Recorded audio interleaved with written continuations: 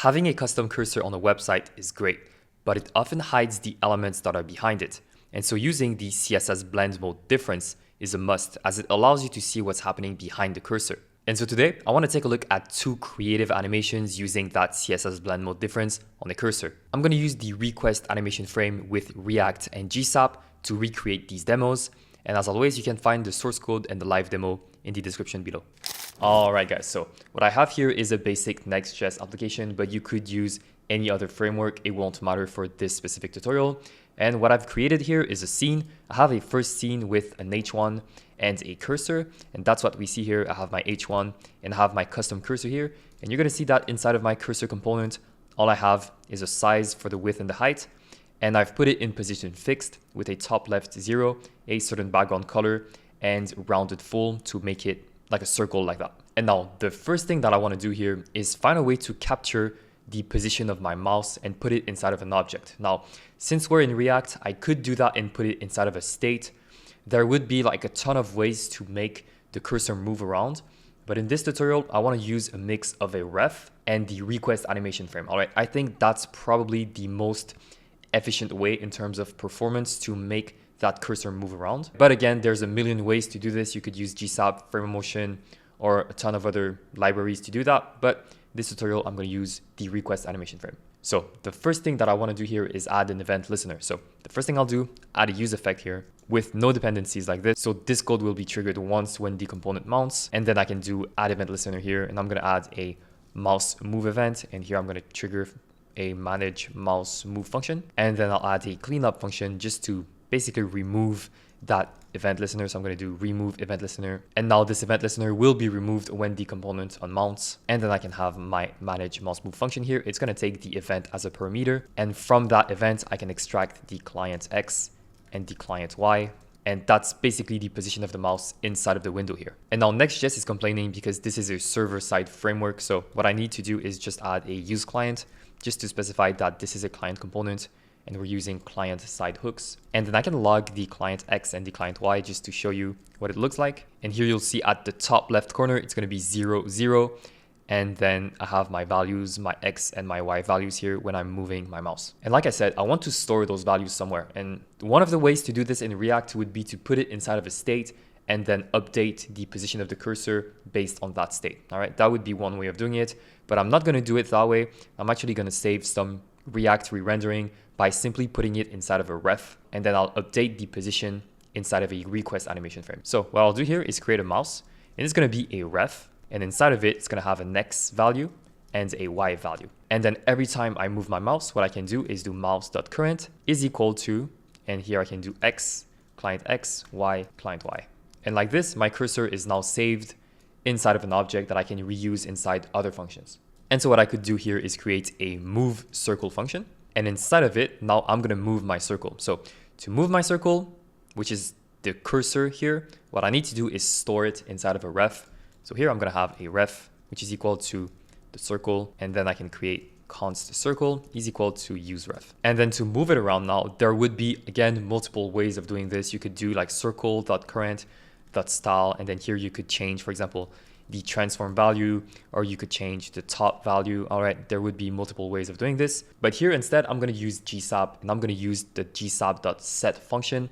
There's a specific reason why I want to do this, and you'll see I'm going to do GSAP. And here I'll just import GSAP first, import GSAP from GSAP. And so I'll set the circle.current, which is the div here that I've put inside of a ref. And what I'll change is the X value and the Y value, and I'll add them here as a parameter, so X and Y.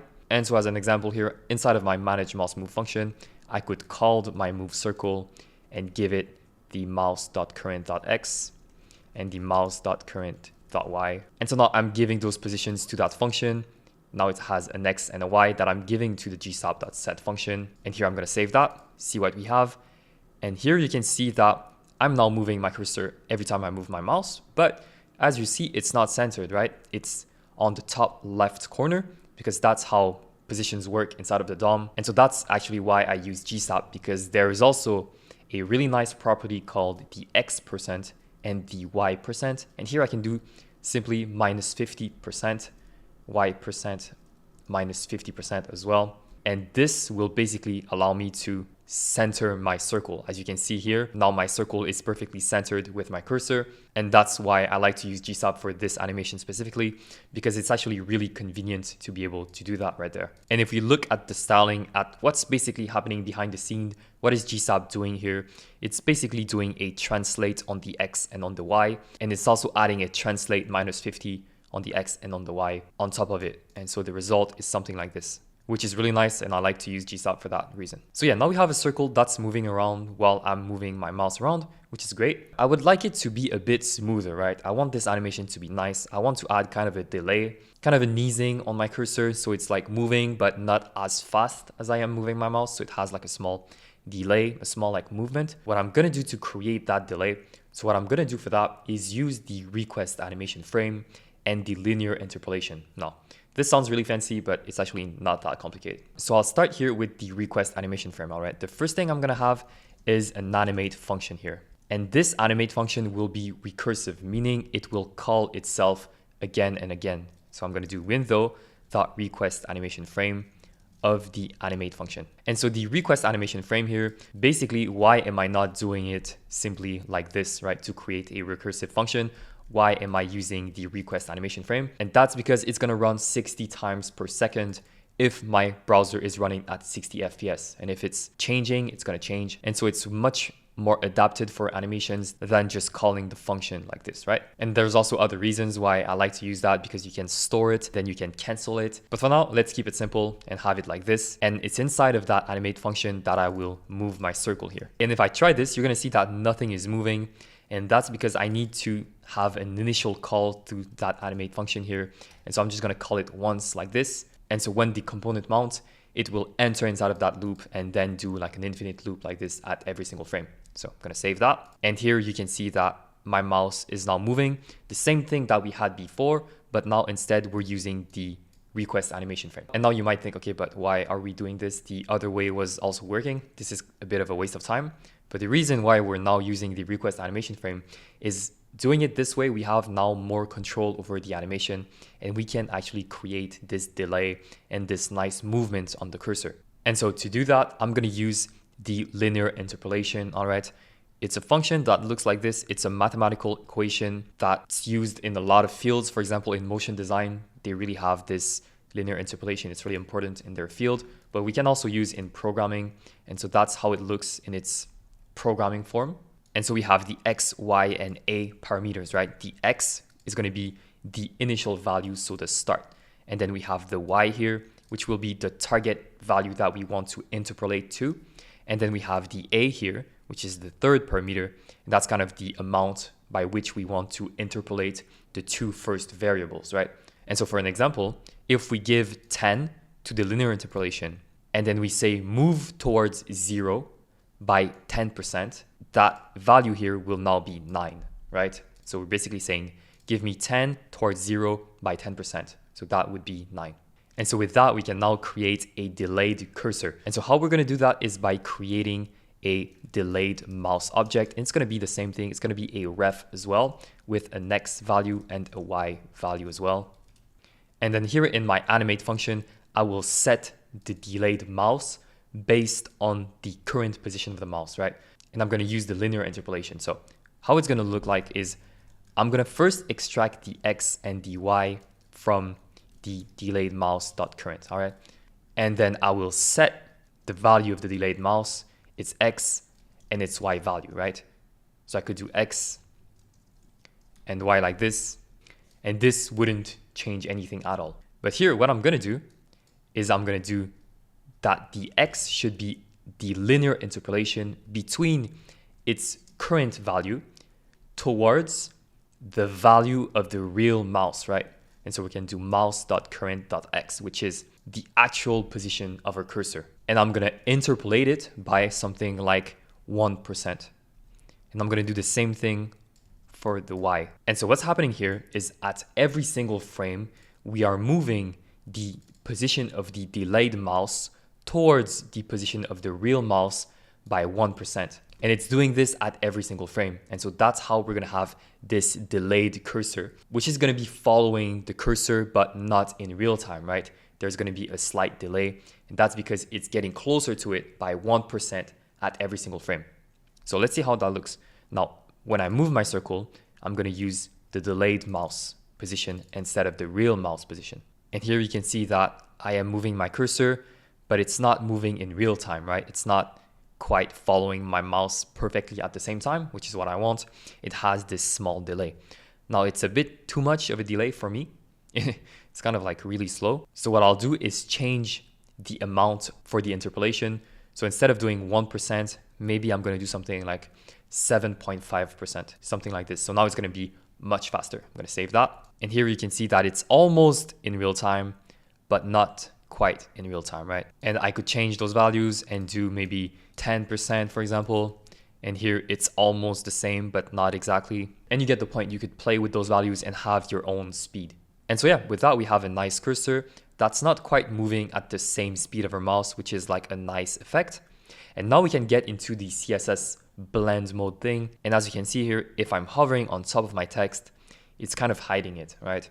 I can't see the text anymore. But of course, for now, my text is really big, so it doesn't really matter. But let's say I have a really small text, then I would be covering it completely and it wouldn't be the best, right? What I'm going to do here simply is inside of the class name of the cursor, I'm going to add a mix blend mode difference. And this is not working. I believe I made a typo here. So in CSS, it would be mix blend mode 2 points difference, right? But in Tailwind, it's going to be mix blend difference. That's the shortcut for it. And here you can see that I have simply as that, I have my CSS blend mode put on. And if I change the size and I do maybe like 300, now I have a big ass cursor. And you're going to see that I now have this nice CSS blend mode effect, which is good. It's not hiding the text anymore. And now I'm going to add a little extra to this animation just to make it nice. I'm going to do something similar to this, basically make the cursor blurry and make it go bigger when it hovers the text. So the first thing is we need to find a way to detect when I'm hovering on the text, right? And my text is actually inside of my scene here. It's not inside of my cursor. All I have to do here is to create a state and pass it down to the cursor. So I'm going to have a state here, which is like is hovered. And then I can have a set is hovered function, which is going to be a state. It's going to be false at first, so not hovered. And then I can do on mouse enter, set is hovered to true. And then on mouse leave, set is hovered to false. And here I'll import that hook from React. And again, since I'm using client-side hooks, what I need to do is specify that I'm on the client here, so use client. And now inside of my cursor, I can remove that because it's going to waterfall. And so now that we have that state, I can simply pass it down to the cursor as a prop. And so my cursor will know if I'm hovering the text or not. And so now inside of my cursor, I have access to the is hovered here. And now the first thing I could do with that state is I could say, are we hovered? If we are, then I want to have a size maybe of 300 for the cursor. Else, if it's not hovered, I'm going to have a size of 30. Let's try this out. All right, and now it's kind of flickering. And the reason why is we have basically conflicting hovering. So I need to specify here that my circle has no events on it, right? I'm going to remove all of the events, that it's not conflicting between the H1 and the actual cursor, right? And so pointer events, none. And now you can see that this looks much better. It's getting a bit bigger when I'm hovering. And then if I hover out, boom, it gets smaller, which is cool. I'm going to add an extra property to this. I'm going to add some styling here. I'm going to add a filter and I'm going to add here a blur. And here I could do, are we hovered? If so, I want a blur of maybe 30 pixel. Else I want no blur. So let's try this out. Oh, I made a typo here. It's filter like this. Filter, and it looks like this now, which is pretty nice. I'm gonna make it maybe a bit bigger, 400 while it's hovered. And now we have something like this, which is pretty cool, but there are no like transitions between those states. And I can change that really easily just by adding a CSS transition. And so what I can do is add transition as a styling property here. And here I can change the height transition. I can do maybe 0.3 seconds. I can do an ease out for the easing. And then I'm going to do the same thing. So copy paste that, but for the width, and I'm going to copy paste that for also the filter property. And so now those three properties, which are now dynamic depending on the hovering state, are going to have a transition because of that value here. So if I try this, now we have something that looks pretty nice. So that's really cool. Looks good. I like it. It goes from a regular cursor to a nice blown out kind of fog. And so that was the first effect. Now I want to take a look at the second effect, which is also using the CSS blend mode. and the same concepts that we've just seen now. Same thing that we had for the scene 1, but now we're inside of the scene number 2 with the gradient cursor, and I'm going to change what's happening here to make this a bit different. The first thing that I want to do here is add, instead of just having one cursor, I want to have 4 different ones, all right? And I could have even 10 or 20 moving at the same time. But for now, I'm just going to have 4 different ones with 4 different colors with a different mix blend mode, and they're all going to be like mixing together. So here I have my 4 colors that I want to use. And so I'm going to use that array of colors now to go in here, and I'm going to have a fragment, so just like a parent. And what I'm going to do is map that array of color. And here I have access to my color and the index. And then I'm going to return my div like this. And so now for each color that I have, I'm returning a cursor. And now I'm going to take that color, and instead of hard coding the color here as a background, I'm going to have it as a dynamic property here. I'm going to do background color. It's going to be the color here. And here I'll also need to add a key. I'm going to add the color as a key just so React is not complaining. And I'm going to save that. And here you can see that I'm moving one cursor, and there's like a bunch of other ones stacked here at position top 0, left 0. And the reason is I only have one ref that's getting overwritten. And so only one single circle has the ref, which is a circle here that I'm moving inside of my move circle. So what I want to do, instead of just moving one, I want to move them all at the same time, right? The first thing I need to do, the use ref here to be an array. So it's going to be circles, and it's going to be a bunch of them. So, and then here I can dynamically create those reference by doing ref is equal to ref as a parameter. And here I can do my circles.current of the index of the color is equal to that ref. And so now inside of my circles ref array here, I have all the references to all of the circles. And then to move all of them, when I'm doing move circles here, instead of just moving one circle, what I'm going to do is a circles.current, and I'm going to do a for each. So for each circle that I have, I'm going to do a gsap.set. And here I'm setting the circle. I don't need to specify the current, and I'll save that. And you can see here that I'm now moving all of my 4 circles at the same time. And if I hover, you can see that it looks something like this, which is a bit wild. I have 4 different circles with 4 different colors stacked on top of each other with a CSS blend mode. So the result is a bit weird, but it actually looks kind of cool. It's not that bad. But the first thing that I want to adjust before taking a look at anything else is I want to add a delay between all of my circles, right? Now I have a single delay for all of them, and I want for each one of my circle to have a different delay. So there's kind of going to be like a bunch of ones moving. I don't know how to explain it, but I want them to be moving at a different speed, all of them, not at the same speed. So to do that, very simple. All I'm going to do is add a dynamic transition for the transform value, right?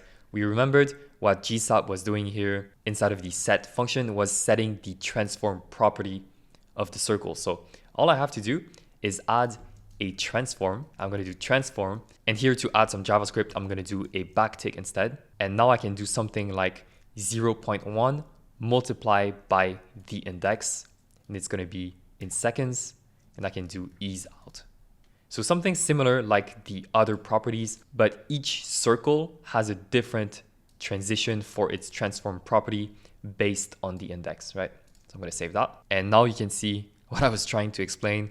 All of my circles have a different delay, and they're kind of like moving at a different speed. And now we're having some really nice effect, some wild thing going on here. And now it looks really nice, but the first thing that I want to adjust is actually they're a bit too delayed for me. Like it's a bit looking weird. I'll change it to something like 0.015 second, something like that. Let's see what we have. And so now you see it's slightly delayed, but not too much. And if I hover, I have something like this, which looks not too bad. But now the first thing that I see here is I have my blue color on top, but it's the last circle behind that's moving first. And so I need to change this value to be instead the length of the colors array. So I can have access to the array here, and then I can do array.length, and I'm going to do minus the index, and I can put that inside of parentheses, and then I can multiply that by 0.015 like this. And so the last circle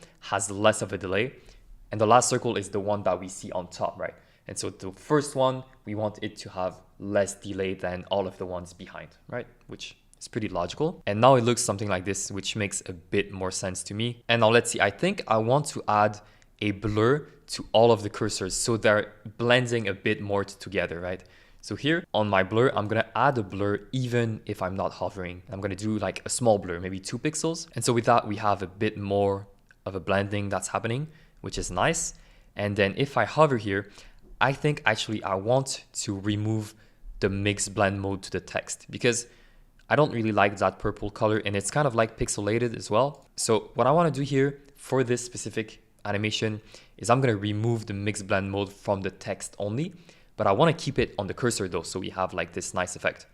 So what I'm going to do is inside of the scene where I have my H1, I'm basically going to add a Z index that's going to be higher than the cursor. So it's going to be on top of the cursor and that way it's not affected by the CSS blend mode. So I'm going to do, for example, maybe Z20, so a Z index of 20. And now you can see that it's not getting affected.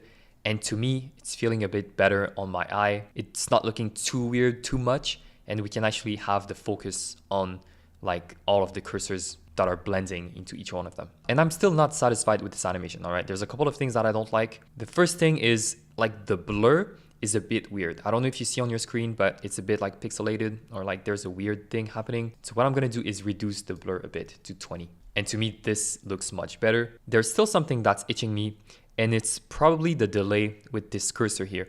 I feel like there's like too much delay stills, and there's like too many colors happening at the same time. So I'm gonna try to change the easing here, and I'm gonna put a linear easing instead for transform value. And now it looks even worse. So I'm gonna actually reduce that easing here to maybe 0.005, something like that. And with that, we have something like this, which is a bit more subtle, and I prefer that look personally. And if I try to hover now, it looks something like this, and it's not that nice now because the delay is too small for the size of the cursor. So I'm gonna add a dynamic delay based on the hovering state. So I'm gonna change that value here. And instead, I'm gonna just multiply by a delay value, and then I'm gonna have a const delay, which is gonna be based on if it's hovered. If it is hovered, I want to have a value. If it's not, another value.